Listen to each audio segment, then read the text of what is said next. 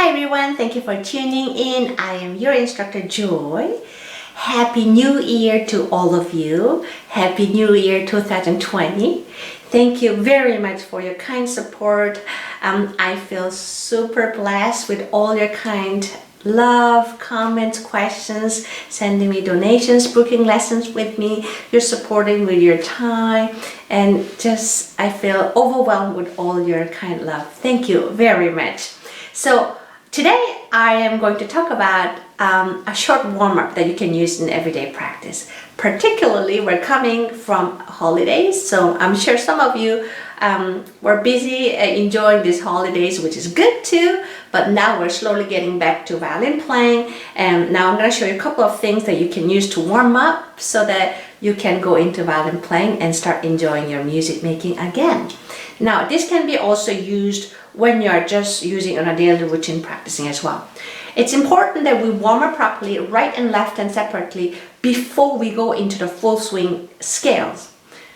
Scales is also a good way of warming up, but if you think about it, scales involve both hands, a lot of coordination, which can be a little too much for certain circumstances and for certain level of players. So I'm going to show you a couple of ways of warming up. First, hand separately, then you can start moving on to with the next practicing repertoire pieces and so on. So first, start practicing with the right hand. Warm up in a simple open string. Forget about the left hand, just hold violin on the side of the body. Or if you don't like it, you can hold it, just lift up your hand. But I like to just hold it gently here. Now, we're going to work on the sound production, a beautiful tone color. We know when it comes to sound production, there are three things that matters: bow weight, bow speed, and contact point. Contact point is where the hair sits on a particular part of the string. Often we're told to keep the bow in between the bridge and the fingerboard, but as soon as you get more advanced, you know it's not that uniform. There are many contact points that sounds the best. So we like to number it. Contact point 1 being near the bridge, 5 being near the fingerboard. So you can pick one contact point and then start working on that. For the simple exercise, we can just pick contact point 3, which is exactly in the middle, and you start playing open strings. Now, ultimately, we want to use whole bows, but using whole bows involves constant adjustment of right elbow and right wrist and other part of the right arm. So it can be a little too much for the first time. So I like to first suggest use just the middle part of the bow. So if you divide bow into 4, from the middle, about another quarter from the middle lower part and another quarter from upper half, like that. Yeah, using that one, just use a couple open strings. Here we want to focus two things: bow being on the contact point 3, and also depending on each string, the height of the right elbow changes. Yeah, those things are what we want to pay attention to. So normally I suggest 2 to 4 open strings on each string in the middle part of the bow. Here, keep the sound beautiful while keeping the bow on the same contact point. Simply just looking at it, that's enough. And then also when it sounded good, try to remember how it felt on your right arm.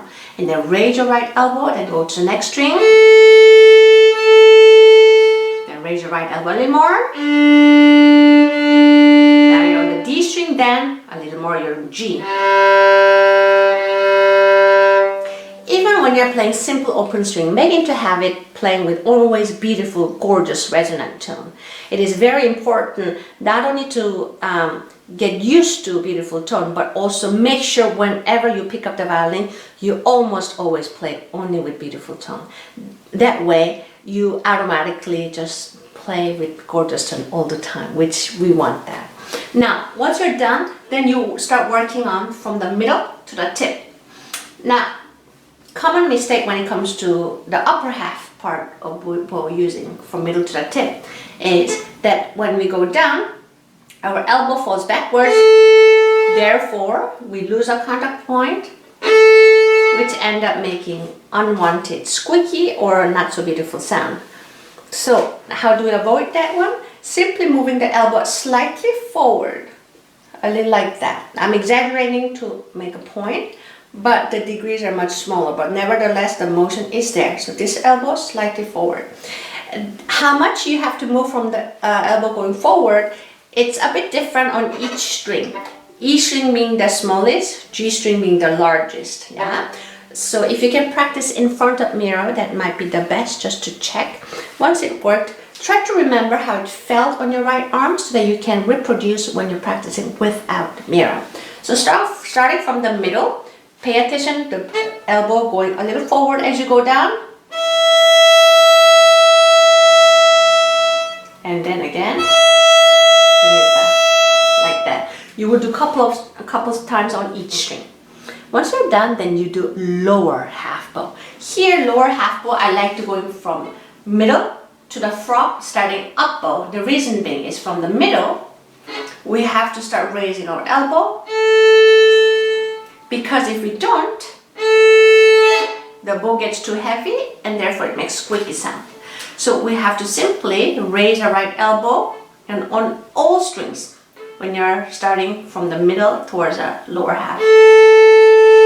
When you're about a quarter from the frog, this is when we have to, on top of raise your elbow, we need to start raising the wrist so that we keep making the bow even lighter. Because if we don't, that gets too heavy too. Simply by raising your wrist, you're taking the weight off the bow, and the bow gets, your hand gets rotated a tiny bit, which end up tilting the bow hair, making the bow even lighter. Yeah? Like that. So again, from the middle, elbow higher, wrist higher.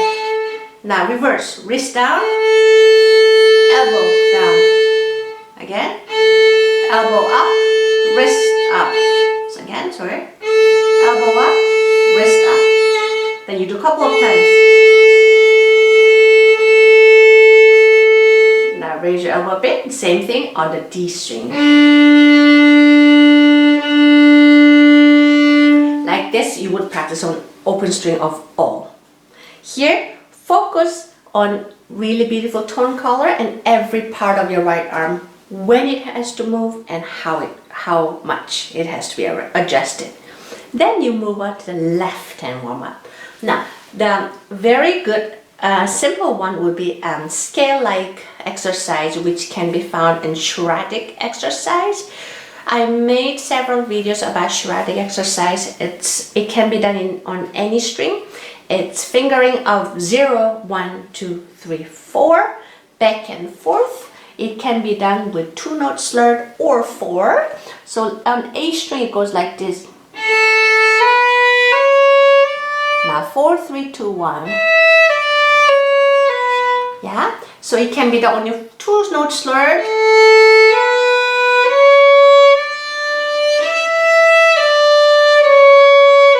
Or 4 slurred. Depending what level you're in, you could do that.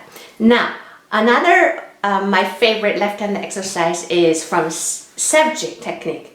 So there's a group of 3 notes, and you can slur those 3 notes, and also on any string. It goes like this: 0, 1, 0, 1, 2, 1, 2, 3, 2, 3, 4, 3, 2, 3, 2, 3, 4, 3, 2, 3, 2, 1, 2, 1, then 0. I like this left hand warming up of Sevcik a lot because it builds our left hand nicely. It builds our left hand frame nicely. It repeats weak fingers such as 4 and 3. It helps to extend our 4th finger a little better by repeating it. Last one that I like about this left hand warm up is you have to leave certain fingers on because it keeps coming back, and it also teaches the left hand how to behave most efficiently. So then, if you feel comfortable, then you can play first 3 slurred, then 6 slurred. So I'm gonna do first 3 slurred without saying the number.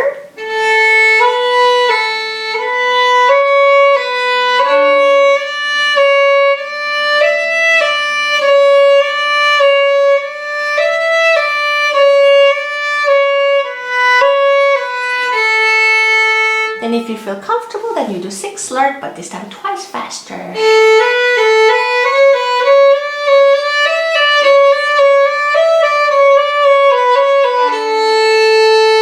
If you feel comfortable, then you go 12 notes slurred, and this time 4 times faster.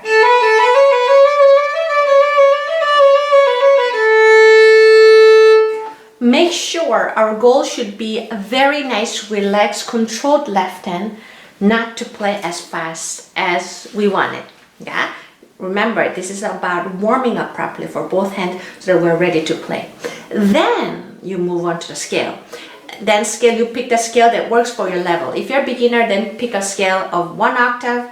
If you're a little more advanced, and then involve that kind of 3rd, 5th, 6th, 8th, whatever level you're in, then you start playing, which involves both right and left hand coordination. After that one, then you either move on technical study or repertoire basis and so on.